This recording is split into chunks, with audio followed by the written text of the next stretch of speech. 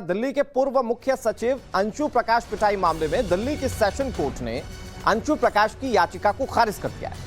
दिल्ली की metropolitan magistrate की अदालत ने इस मामले में मुख्यमंत्री अरविंद केजरीवाल, उप मुख्यमंत्री मनीष सिसोदिया को साजिश के मामले में क्लीन चिट दी थी, जिसके खिलाफ अंशु प्रकाश ने सेशन कोर्ट में याचिका दाखिल की थी और ये याचिका खारिज हो चुकी है। ये बड़ी खबर हम आपको बता रहे हैं। तो सेशन कोर्ट ने अंशु प्रकाश की याचिका खारिज कर दी है। आपको बता दें, ये अंशु प्रकाश पिटाई मामला है जिसको लेकर दिल्ली के सेशन कोर्ट ने उनकी याचिका को खारिज कर दिया। पूरा मामला एक बार फिर से समझिए। दिल्ली की मेट्रोपॉलिटन मजिस्ट्रेट की अदालत में इस पूरे मामले की सुनवाई हुई। मुख्यमंत्री अरविंद केजरीवाल, उप मुख्यमंत्री मनीष सिसोदिया को साजिश के मामले में दरअसल क्लीन चिट दी गई थी इसी अदालत से, और इसके खिलाफ ही अंशु प्रकाश ने सेशन कोर्ट में याचिका दाखिल की थी और जो याचिका दाखिल की थी उसे खारिज कर दिया गया है। पुलकित नागर हमारे सहयोगी लगातार हमारे साथ जुड़े हुए हैं। पुलकित, क्या पूरा मामला है और कोर्ट ने क्या टिप्पणियां की हैं? देखिए, ये बहुत बड़ा मामला है, दिल्ली का पुराना मामला है, जिसमें अरविंद केजरीवाल के घर पर जो मुख्य सचिव है उन्हें बुलाया गया था, जिसके बाद उन्होंने ये आरोप लगाए थे कि उनके साथ बदसलूकी की गई। विधायक वहां पर कुछ मौजूद थे, उन तमाम लोगों पे आरोप लगाए गए थे। उसके बाद एक सीसीटीवी फुटेज भी सामने आया था जिसमें अरविंद केजरीवाल के गेट से मुख्य सचिव जाते हुए नजर आ रहे थे।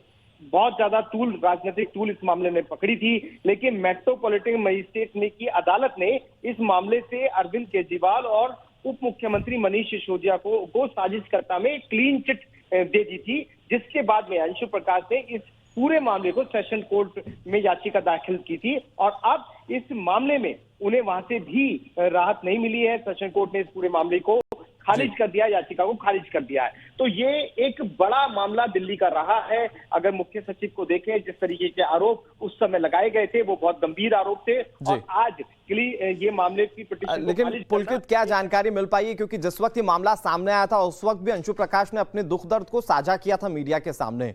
अब ये जब चूंकि सेशन कोर्ट से इसे खारिज किया जा चुका है इस पीआईएल को, आने वाले वक्त में क्या उच्चतम अदालतों का दरवाजा वो खटखटा सकते हैं? क्योंकि कानूनी रेमेडीज वो जानते हैं अच्छे से।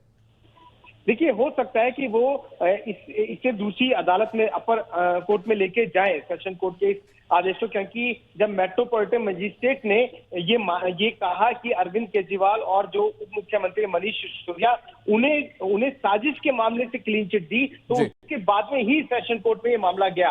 अब अंशु प्रकाश देखते हैं कि वो अगला उठाते हैं, लेकिन दिल्ली का बहुत चर्चित मामला ये रहा है। जी, अब पुलकित, क्या ये पता चल पाया जब कोर्ट इस पूरे मामले की सुनवाई कर रहा था तो कौन से पक्ष अंशु प्रकाश की ओर से कोर्ट के सामने रखे गए, प्रोसीडिंग में कौन कौन सी बातें उनके वकील ने कही हैं, और साथ ही साथ कोर्ट ने जब इस पीआईएल को खारिज किया तो क्या तर्क कोर्ट की ओर से दिए गए थे?